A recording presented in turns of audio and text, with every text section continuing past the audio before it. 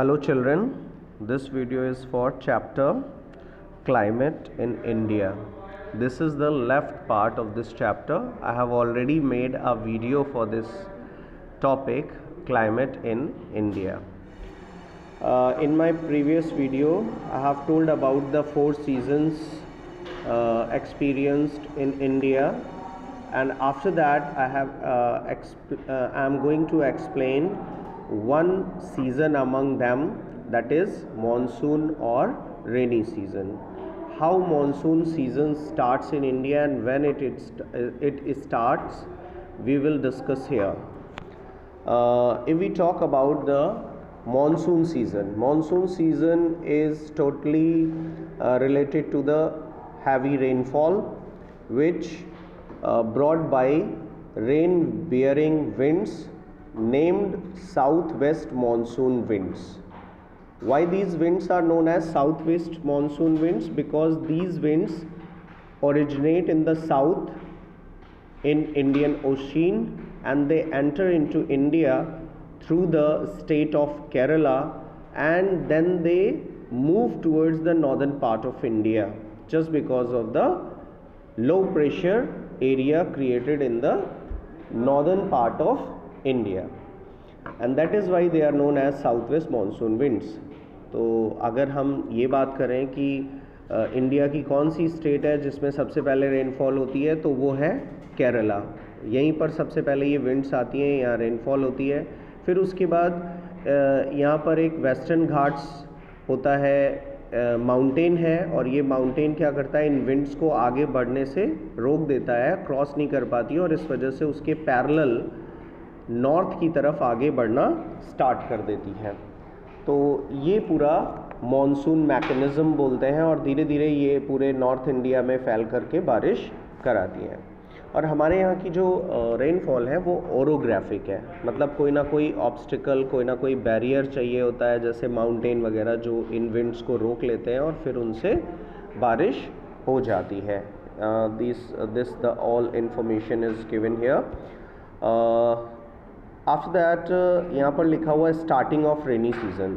Eight the last you see the advance of the monsoons in India. The south west monsoon breaks first on 1 June. अब यहाँ पर इन्होंने date भी दी है कि 1 जून होती है डेट जब पहली बार इंडिया में रेनफॉल होती है, और ये रेनफॉल केरला स्टेट में स्टार्ट होती है, लिखा हुआ है यहाँ पर. फिर उसके बाद इसी तरह से फिर 5th को ये तमिलनाडु, कर्नाटका, फिर 10th जून को ये मुंबई, और फिर इसके बाद 15th को ये अहमदाबाद एंड भोपाल.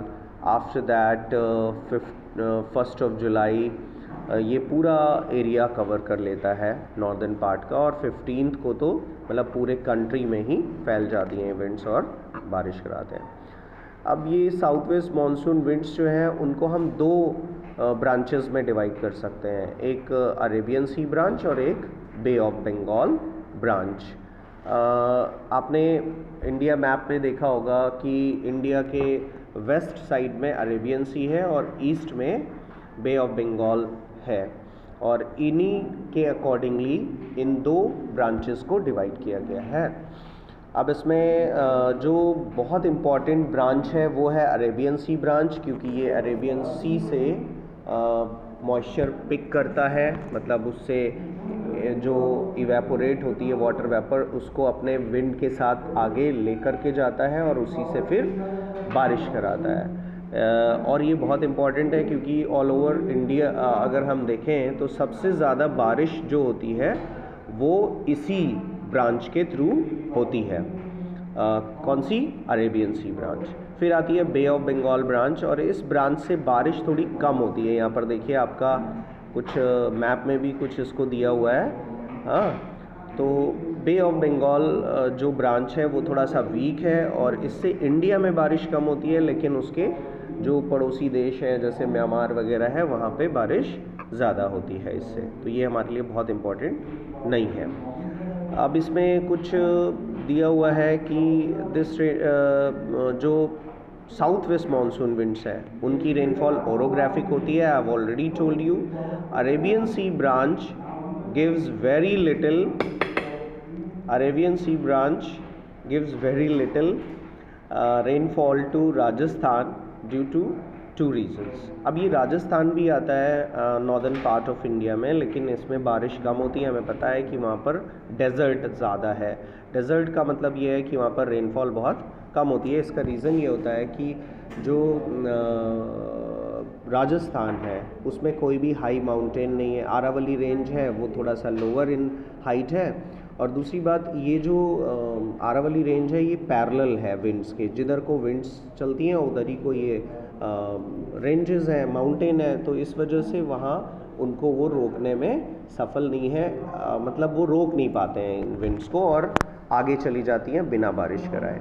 फिर आते हैं बे ऑफ बंगाल ब्रांच। इससे जो है मेघालय जो स्टेट है वहाँ पे इससे काफ़ी बारिश मिलती है। इसमें गारो खासी जयंतिया हिल्स हैं जो इन विंड्स को रोकती हैं और रेनफॉल करवाती हैं। आफ्टर दैट यहाँ पर लिखा हुआ है मासिन राम चेरापूंजी से 16 किलोमीटर है और ये हैवीएस्ट रेनफॉल यहाँ पर होता है। इसके बाद आते हैं नेक्स्ट जो हमारा सीज़न है वो है retreating south west monsoon season, October से नवंबर। अक्टूबर नवंबर 2 मंथ्स होते हैं जब इनिशियल टाइम होता है विंटर का, मतलब विंटर स्टार्ट हो रहा होता है। इस टाइम पर ठंडी आना स्टार्ट हो जाती है जिसकी वजह से यहाँ हाई प्रेशर क्रिएट होता है और ये जो साउथ वेस्ट मानसून विंड्स हैं ये रिवर्स होने लग जाती हैं, दोबारा से वापस उसी रास्ते से जाने लग जाती हैं और जाते जाते ये तमिलनाडु या कोरोमंडल कोस्ट पे बारिश कराती है, हैवी रेनफॉल कराती है। तो ये विंटर रेनफॉल जो होती है वो तमिलनाडु में या some parts of Andhra Pradesh they receive the rainfall from it. और इसके बाद में जो कैरेक्टरिस्टिक फीचर्स हैं जैसे रिट्रीटिंग मानसून है, इसके कैरेक्टरिस्टिक फीचर्स हैं the retreat of monsoon takes place due to the migration of sun. अब यहाँ पर जो ये मानसून हमने बताया कि चेंज वापस जाती हैं, उसका कारण सिर्फ ये वजह होती है कि जो सन है वो उसकी लोकेशन चेंज होती है और इंडिया की तरफ डायरेक्ट सन रेजेस नहीं आती हैं और अपरेंट हो जाता है, जिसकी वजह से ठंडी स्टार्ट हो जाती है और इस वजह से इन विंड्स में भी चेंजेस आ जाता है। इसके बाद में नेक्स्ट टॉपिक है characteristic features of south west monsoon winds. ये erratic in nature. Erratic in nature मतलब हमारे यहाँ कंट्री में यही रेनफॉल है जो बारिश कराती हैं, लेकिन ये इनका कोई टाइम नहीं होता, कब आएंगी कैसे आएंगी। कभी अब जैसे टाइम जो है वो 1 जून दिया हुआ है, लेकिन ये ज़रूरी नहीं कि 1 जून को ही बारिश होना स्टार्ट हो जाएगी। फिर इसमें है most important aspect of Indian rainfall की ये ओरोग्राफिक रेनफॉल होती है। पहले भी हम आपको बता चुके हैं कि यहाँ की रेनफॉल ओरोग्राफिक होती है। फिर है due to the local variations of heat and moisture during the months of October and November, यहाँ बहुत लो प्रेशर क्रिएट होता है जिसकी वजह से यहाँ पर सम चेंजेस आते हैं। तो ये एक और कैरेक्टरिस्टिक फीचर है इसका। फिर आते हैं कोल्ड सीज़न। कोल्ड सीज़न मतलब जो ठंडी का सीज़न होता है, विंटर सीज़न होता है, वो आ जाता है बारिश के बाद, मतलब मॉनसून सीज़न के बाद में। और इसमें तो आपको पता ही है कि पूरे देश में लगभग जो टेम्परेचर है वो डिक्रीज़ हो जाता है। Temperature start decreasing and just because of that the cold winds start blowing and these winds coming from the cold desert Siberia, और इसकी वजह से काफ़ी ठंडा हो जाता है नॉर्थ इंडिया में। While in the south India coastal region होने की वजह से वहाँ इक्वेबल क्लाइमेट होता है और ज़्यादा ठंडी नहीं होती है। और इस सीज़न में ख़ास बात यह है कि जनवरी जो है वो कोल्डेस्ट मंथ रहता है, बहुत ज़्यादा इस टाइम पर टेम्परेचर डाउन हो जाता है और जो हिली एरियाज़ होते हैं वहाँ पर तो बहुत ही बुरी कंडीशन हो जाती है, ठंडी की फ्रीजिंग पॉइंट तक चला जाता है और जिसकी वजह से वहाँ सब फ्रीज़ होने लगता है, स्नोफॉल होता है। तो इस तरह की कंडीशंस आती हैं। अच्छा, ये जो रेनी सीज़न होता है, जो आपका कोल्ड सीज़न होता है, इसमें बारिश तो नहीं होती है। अगर नॉर्मली हम देखें तो पूरी कंट्री में बारिश बहुत कम होती है, लेकिन कुछ एरियाज़ हैं जहाँ पर विंटर्स में भी बारिश होती है, जैसे कि आपका तमिलनाडु। हमने पहले ही आपको बताया था कि तमिलनाडु, आंध्र प्रदेश के कुछ पार्ट्स और ये कोरोमंडल कोस्ट जो है उसमें रिट्रीटिंग मॉनसून विंड्स से विंटर्स में बारिश होती है। इसके अलावा इन नॉर्थ वेस्टर्न पार्ट जैसे पंजाब है, हरियाणा है, यहाँ पर भी ठंडियों में बारिश होती है, विंटर रेनफॉल होता है। और ये विंटर रेनफॉल वेस्टर्न डिस्टर्बेंसेस, एक विंड्स होती हैं जो मेडिटेरेनियन सी में ओरिजिनेट होती हैं और इंडिया की तरफ अट्रैक्ट होती हैं एंड अपने साथ बारिश लेकर आती हैं। तो इस तरह से ये विंड्स काम करती हैं और इस तरह से ठंडियों में भी इंडिया में बारिश हो जाती है। अब इसमें लिखा है annual distribution of rainfall. Annual distribution of rainfall का मतलब ये है कि पूरे साल भर जो है इंडिया में कहाँ कहाँ बारिश ज़्यादा होती है, कहाँ कम होती है। इसमें जैसे लिखा हुआ है कि जो बारिश है, जो डिस्ट्रीब्यूशन है एनुअल रेनफॉल का, वो डिपेंड करता है direction of the moisture land and winds की वो किस तरफ को जा रही हैं। रिलीफ फीचर्स जैसे हिमालय है उस पर भी, वेस्टर्न घाट्स उस पर भी डिपेंड करेगा, क्योंकि हमने बताया कि जब तक कोई हाई माउंटेन नहीं होता बारिश नहीं होती है।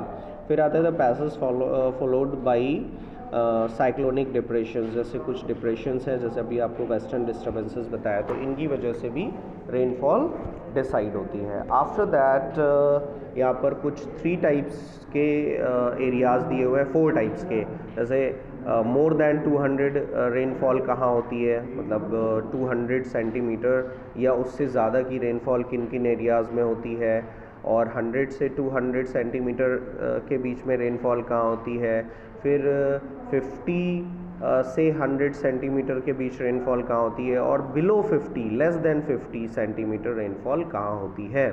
तो अगर हम देखें तो सबसे ज़्यादा जो रेनफॉल होती है अबव 200 या ओवर 200, तो ये होती है मेघालय, मतलब कह सकते हैं नॉर्थ ईस्ट पार्ट्स जो इंडिया के हैं वहाँ पर। और इसके अलावा 100 से 200 जो है वो नॉर्दर्न पार्ट्स में होता है, जैसे आपका यूपी है, बिहार है और वेस्ट बंगाल है, इन जगह पे।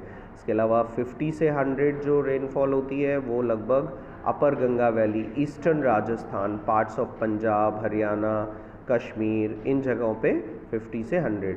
और सबसे कम रेनफॉल जो होती है वो हमें पता है दक्कन प्लेट्यू में होती है। रेन शैडो एरियाज़ जो होते हैं, जो मतलब माउंटेन्स होते हैं, जिधर वो रेन बेयरिंग विंड्स होती हैं उधर तो हैवी रेनफॉल हो जाता है, जिधर वो क्रॉस करके जा नहीं पाती हैं वहाँ पर रेनफॉल कम होता है, और इन्हें रेन शैडो एरियाज़ कहते हैं। इसके बाद में जो लास्ट है वो राजस्थान बचता है, वहाँ पर भी बारिश बहुत कम होती है, मतलब बिलो 50 सेंटीमीटर होती है, और इस वजह से यहाँ पर डेजर्ट क्रिएट हो जाता है। तो I hope students you understood what ever I have explained here. Thank you and have a nice day.